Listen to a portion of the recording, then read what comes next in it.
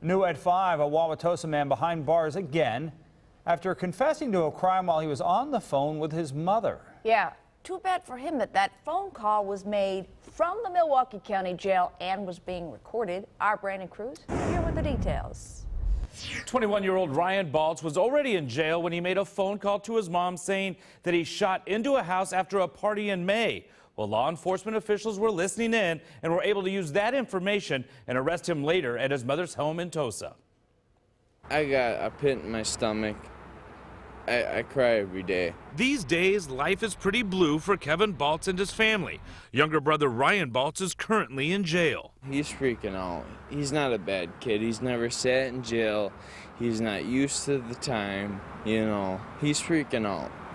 And we're all just heartbroken. According to the criminal complaint, Ryan Baltz and a friend were at a party at this house on 70th Street near Stark on the night of May 12th when after a fight they were told to leave. They crash parties. That's all they do. Baltz and his friend then returned in the early morning of May 13th in the white van they left in, this time firing into the house. A person who lives at the house who didn't want to go on camera says that he's shocked. This wasn't something anyone at the house expected. Police got a break in the case when Baltz made a full confession of his involvement on a recorded call from jail to his mother. My mom was getting ready for church, and the cops knocked on the door early in the morning, obviously, because he'd probably be home around that time. He was sleeping, he came down, put on some clothes, and they took him down. The criminal complaint says later, in front of his attorney, Baltz gave a full confession for his role in the shooting.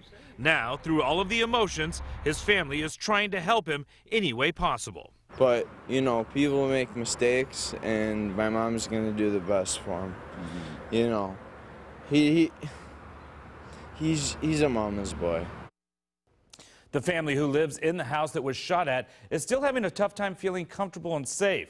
The man who lives there told me, however, he would hate to see this situation ruin the shooter's life because it was a stupid act by a young person with his whole life in front of him. For now, Baltz is in jail and will be back in court June 27th for his preliminary hearing. Ann? Thank you, Brandon.